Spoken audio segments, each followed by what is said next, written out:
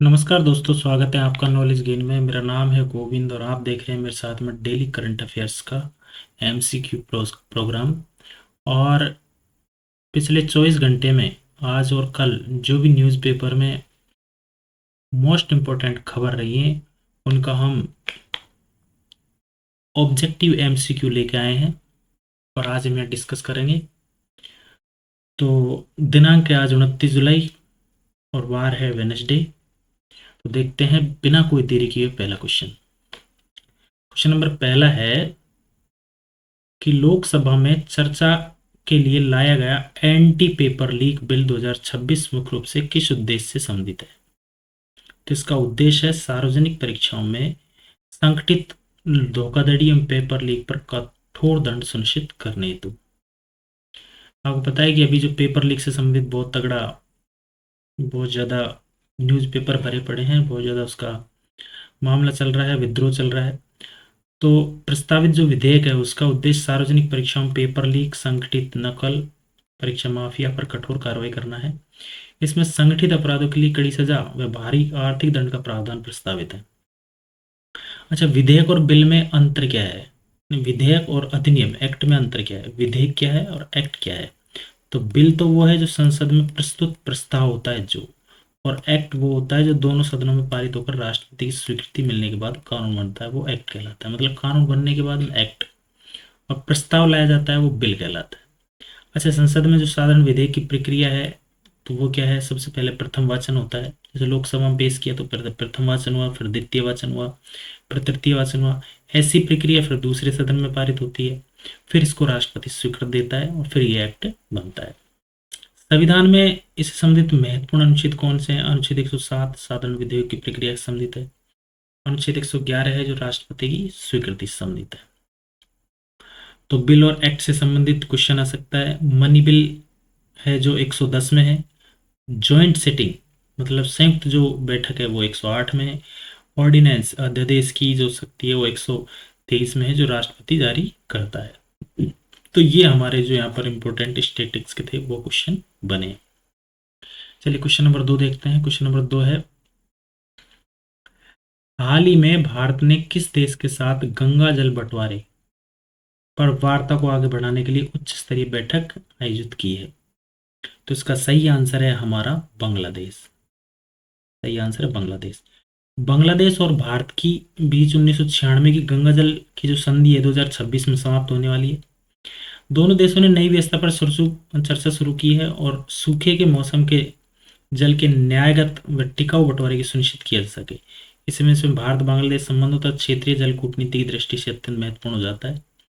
तो गंगा नदी के बारे में हम पढ़ लेते हैं, ये इंपॉर्टेंट हो जाता है हमारे लिए। तो गंगा नदी का जो उद्गम है गंगोत्री हिमनद निकलता है जो कि गोमुख उत्तराखंड है।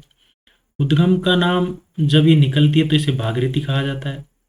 देवप्रयाग में भागीरथी बोलते हैं। अलकनंदा के संगम के बाद इसका नाम गंगा पड़ता है।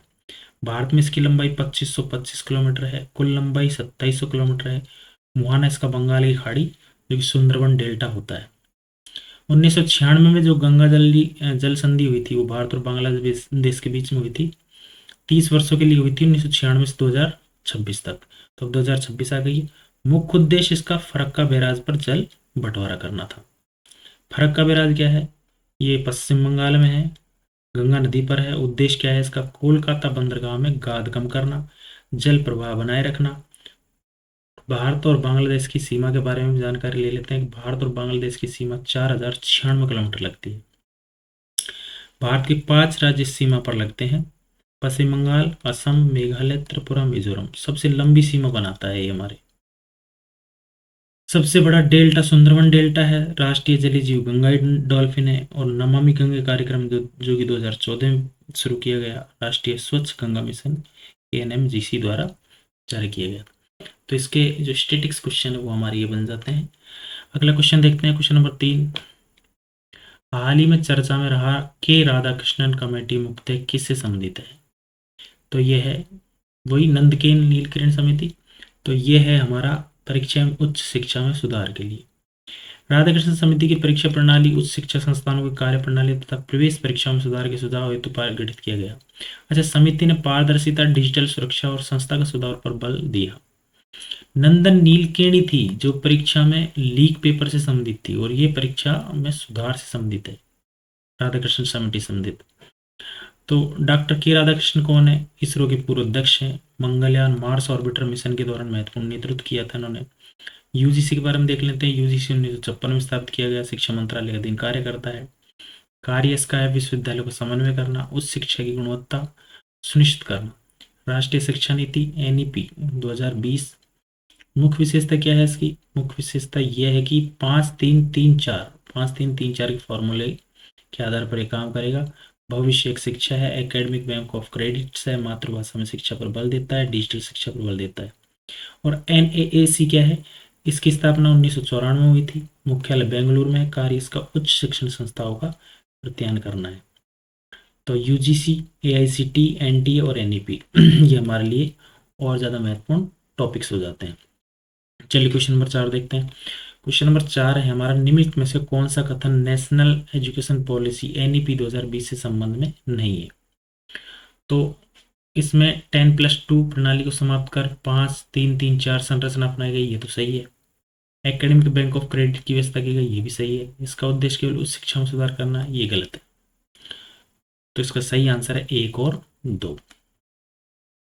तो पता है कि एनईपी 2020 जो उच्च शिक्षा तक सीमित नहीं थी, बल्कि स्कूल शिक्षा से लेकर उच्च शिक्षा तक व्यापक सुधार का दस्तावेज है, दोनों के लिए है। तो इसकी विशेषताएं क्या था? 5-3-3-4 संरचना अपनाई गई। ECC early childhood and care and education पर बल दिया गया, मातृभाषा में शिक्षा पर बल दिया गया, मल्टीपल एंट्री और एग्जिट दी गई। Academic bank of credit, skill development और होलिस्टिक एजुकेशन पर बल दिया गया। एकेडमिक बैंक ऑफ क्रेडिट क्या है? छात्रों के अर्जित क्रेडिट का डिजिटल भंडारण है, संस्थान बदलने पर क्रेडिट का उपयोग है। जीईआर क्या है? ग्रोस एनरोलमेंट रेशियो, जो कि 2035 तक लक्ष्य 50% करने का है। प्रीलिम्स बूस्टर के लिए हम निपुण भारत, प्रेम श्री, दक्ष पोर्टल, स्वयं और ई पाठशाला जैसे प्रावधान दे सकते हैं। तो ये हमारे लिए इंपॉर्टेंट क्वेश्चन हो जाता है। क्वेश्चन नंबर 4 है। क्वेश्चन नंबर 5 कह रहा है कि हमारा हाल ही में भारतीय रिजर्व बैंक आरबीआई द्वारा जारी वित्तीय स्थिरता से संबंधित रिपोर्ट के संदर्भ में निम्नलिखित में से कथनों पर विचार कीजिए। तो पहला कथन है, फाइनेंशियल स्टेबिलिटी रिपोर्ट एफएसआर का प्रकाशन आरबीआई द्वारा किया जाता है। यह रिपोर्ट वर्ष में 2 बार प्रकाशित की जाती है। इसका उद्देश्य भारत की वित्तीय प्रणाली की जोखिम और स्थिरता का आकलन करना है। तो इसमें तीनों ही आंसर, तीनों ही कथन इसके सही है। तीनों ही कथन इसके सही है, क्योंकि समय समय पर फाइनेंशियल स्टेबिलिटी रिपोर्ट एफएसआर प्रकाशित करता है, जिसमें बैंकिंग क्षेत्र, एनबीएफसी, पूंजी बाजार, वित्तीय जोखिम और वैश्विक आर्थिक परिस्थिति का विश्लेषण किया जाता है। यह रिपोर्ट वित्तीय प्रणाली की मजबूती और संभावित जोखिमों का आकलन करने का महत्वपूर्ण माध्यम है। अच्छा, भारतीय रिजर्व बैंक की स्थापना कब हुई थी? 1 अप्रैल 1935 को हुई थी। राष्ट्रीयकरण इसका 1 जनवरी 1949 को हुआ था। मुंबई में इसका मुख्यालय है। आरबीआई एक्ट 1934 के अंतर्गत इसकी स्थापना हुई थी। वर्तमान कार्य इसका मौद्रिक नीति है, बैंकिंग विनियमन है, विदेशी मुद्रा प्रबंधन है, मुद्रा जारी करना है। मॉनेटरी पॉलिसी कमेटी एमपीसी 20 से संबंधित है, जिसका गठन 2016 में हुई थी। कुल इसमें 6 सदस्य होते हैं, 3 आरबीआई से होते हैं, 3 केंद्र सरकार द्वारा नामित होते हैं। और इसका उद्देश्य क्या होता है? मुद्रास्फीति लक्ष्य को देखना, मुद्रास्फीति लक्ष्य को कम करना। चलिए क्वेश्चन नंबर अगला देखते हैं। क्वेश्चन नंबर 6 क्या है? हाल ही में जो रामसर आर्द्रभूमि है, वेटलैंड साइट के संदर्भ में निम्नलिखित कथनों पर विचार कीजिए कि रामसर कन्वेंशन का उद्देश्य आर्द्रभूमि का संरक्षण है। यह संधि 1971 में ईरान के रामसर नगर में अपनाई गई थी। भारत इस कन्वेंशन का पक्षकार पार्टी है। यस, तो इसके तीनों ही आंसर सही है। जो हाल ही के वर्षों में भारत ने नई रामसर साइटों की मान्यता मिलने के कारण विषय लगातार चर्चा में है। रामसर कन्वेंशन आर्द्रभूमि के संरक्षण और उनके सतत उपयोग के लिए सभी महत्वपूर्ण अंतर्राष्ट्रीय समझौता है। कहाँ है रामसर? 1971 में अपनाया गया, ईरान के रामसर प्लेस जगह है वहाँ पर। उद्देश्य क्या था इसका? वेटलैंड्स है जिनका संरक्षण करना है, सस्टेनेबल यूज करना है, अंतर्राष्ट्रीय सहयोग को बढ़ावा देना। जब वेटलैंड क्या है? वेटलैंड वो है ऐसे क्षेत्र जहाँ वर्ष भर या किसी निश्चित अवधि तक जल मौजूद रहता है। भारत की प्रमुख रामसर साइट्स कौन सी है? चिल्का झील है, जिसको सबसे पहले दिया गया, केवलादेव को सबसे पहले रामसर साइट घोषित किया गया। सांबर झील है, उलर झील है, लोकटक झील है, ये बहुत इंपॉर्टेंट है। मॉन्ट्रेक्स रिकॉर्ड क्या है? संकटग्रस्त जो साइट्स हैं उनकी सूची है, संरक्षण हेतु विशेष निगरानी में रखी जाती है। सबसे बड़ी खारे पानी की झील चिल्का झील है, तैरती हुई झील लोकटक झील है, और काबुल नामजाओ विश्व का एकमात्र फ्लोटिंग नेशनल पार्क है जो कि मणिपुर में है। मैंग्रोव ये सुंदरबन है, ये सुंदरबन में पाया जाता है। तो ये हमारे इंपॉर्टेंट स्टेटिक्स हो जाते हैं। क्वेश्चन नंबर 7 देखते हैं। क्वेश्चन नंबर 7 क्या है? हाल ही में इसरो के संदर्भ में निम्नलिखित कथनों पर विचार कीजिए। इसरो की स्थापना 1969 में हुई थी, सही है। इसरो का मुख्यालय बेंगलुरु में है, ये भी सही है। इसरो अंतरिक्ष विभाग डिपार्टमेंट ऑफ इसके अधीन कार्य करता है, ये भी सही है। तो तीनों ही आंसर इसके सही है। कि इसरो भारत की प्रमुख अंतरिक्ष एजेंसी है। हाल ही के वर्षों में चंद्रयान, आदित्य L1 लो स्पेस डॉकिंग व निजी अंतरिक्ष क्षेत्र के सुधारों के कारण यह परीक्षा की दृष्टि से अत्यंत महत्वपूर्ण विषय बना हुआ है। तो इसरो की स्थापना कब हुई? 15 अगस्त 1969 को। मुख्यालय इसका बेंगलोर में है। डिपार्टमेंट ऑफ स्पेस के अंतर्गत ये कार्य करता है। संस्थापक इसके विक्रम साराभाई थे। इसके जो महत्वपूर्ण मिशन है वो है, देखो, एक चंद्रयान है जो चंद्रमा पर जल अणुओं की खोज के लिए था। चंद्रयान 2 था, ऑर्बिटर सफल हुआ था। चंद्रयान 3 था, दक्षिणी चंद्र ध्रुव के निकट सफल सॉफ्ट लैंडिंग हुई थी। आदित्य L1 सूर्य का अध्ययन के लिए, और मंगलयान मंगल ग्रह मिशन के लिए। प्रमुख प्रक्षेपण जो यान है जिनके द्वारा इनको भेजा जाता है, तो एक तो PSLV है, polar satellite launching vehicle. GSLV है, geo synchronise satellite launching vehicle. LVM है, लॉन्चिंग व्हीकल। पूर्ण नाम इसका GLVM की थर्ड था, और ये सबसे बड़ा है। SSLV है, इन स्पेस है, स्थापना इसकी 2020 में हुई थी। उद्देश्य निजी क्षेत्र की अंतरिक्ष गतिविधियों को बढ़ावा देना। कौन सी? इन स्पेस को। तो प्रीलिम्स पुस्टर के लिए हमारे क्वेश्चन बन जाते हैं। विक्रम साराभाई जो कि भारतीय अंतरिक्ष कार्यक्रम के जनक कहा जाते हैं। सतीश धवन अंतरिक्ष केंद्र श्रीहरिकोटा आंध्र प्रदेश में है। Liquid population system centre, pollution system centre, ये तिरुवनंतपुरम में है। UN राव सैटेलाइट सेंटर, ये बेंगलुरु में है। तो ये हमारे इंपॉर्टेंट क्वेश्चन इनमें से बन जाते हैं। क्वेश्चन नंबर 8 देखते हैं। क्वेश्चन नंबर 8 क्या है? हाल ही में भारत द्वारा स्वदेशी रक्षा क्षमता को बढ़ावा देने के संदर्भ में निम्नलिखित कथनों पर विचार कीजिए। कि DRDO भारत के रक्षा मंत्रालय के अधीन कार्य करता है, सही है। हेल एक सार्वजनिक क्षेत्र का रक्षा उपक्रम है, ये भी सही है। मेक इन इंडिया एवं आत्मनिर्भर भारत पहल का उद्देश्य रक्षा आयात पर निर्भरता कम करना है। तो इसके सही आंसर तीनों ही है। कि हाल ही के वर्षों में भारत ने रक्षा उत्पादन और आत्मनिर्भरता बढ़ाने पर विशेष बल दिया है। स्वदेशी मिसाइल, रडार, ड्रोन, लड़ाकू विमान तथा नौसैनिक प्रणालियों के विकास के कारण रक्षा क्षेत्र लगातार भविष्य की दृष्टि से महत्वपूर्ण बना हुआ है। तो इससे संबंधित जो स्टेटिक्स है वो बन जाते हैं हमारे। एक तो DRDO बन जाता है। DRDO की स्थापना 1958 में हुई थी। मुख्यालय इसका नई दिल्ली में है। रक्षा मंत्रालय का अधीन कार्य करता है। उद्देश्य इसका क्या है? स्वदेशी रक्षा तकनीक का विकास करना, मिसाइल, रडार, इलेक्ट्रॉनिक सुरक्षा प्रणाली विकसित करना। हेल क्या है? हिंदुस्तान एरोनॉटिक्स लिमिटेड, स्थापना इसकी 1940 में हुई थी। मुख्यालय बेंगलुरु में है। ये भी रक्षा मंत्रालय का अधीन कार्य करता है। प्रमुख कार्य इसका लड़ाकू विमान निर्माण करना, हेलीकॉप्टर निर्माण करना, इंजन का निर्माण करना। भारत की प्रमुख स्वदेशी रक्षा प्लेटफॉर्म है ये। तो DRDO की स्थापना कब हुई थी? 1958 में। हेल क्या है? हेल कहाँ है? बेंगलुरु में है। और बेल कहाँ है? भारत इलेक्ट्रॉनिक्स लिमिटेड है। BDL भारत डायनेमिक लिमिटेड है। और मार्गोम डॉक युद्धपोत का निर्माण है। इससे संबंधित कुछ परियोजनाएं हैं जिनको हम देख लेंगे। देखो, परियोजना है एक तो LCA तेजस परियोजना।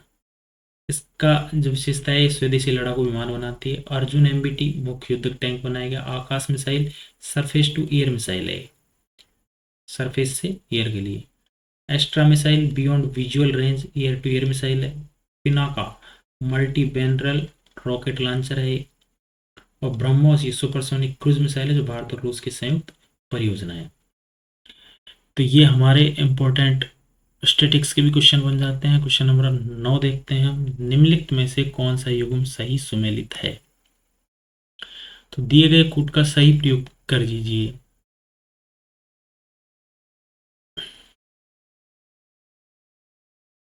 ये क्वेश्चन में, सॉरी, इस क्वेश्चन में कथन नहीं हुए हैं। तो हम इसकी स्टैटिक्स देख लेते हैं। कि स्टैटिक्स में क्या है? कि IMF है जिसकी स्थापना 1944 में हुई थी। मुख्यालय इसका वाशिंगटन DC में है। उद्देश्य है इसका वैश्विक वित्तीय स्थिरता, विनिमय दर सहयोग, भुगतान संतुलन संकट में सहायता करना। वर्ल्ड बैंक की स्थापना इसकी 1944 में हुई थी, वो भी वहीं पे वाशिंगटन DC में।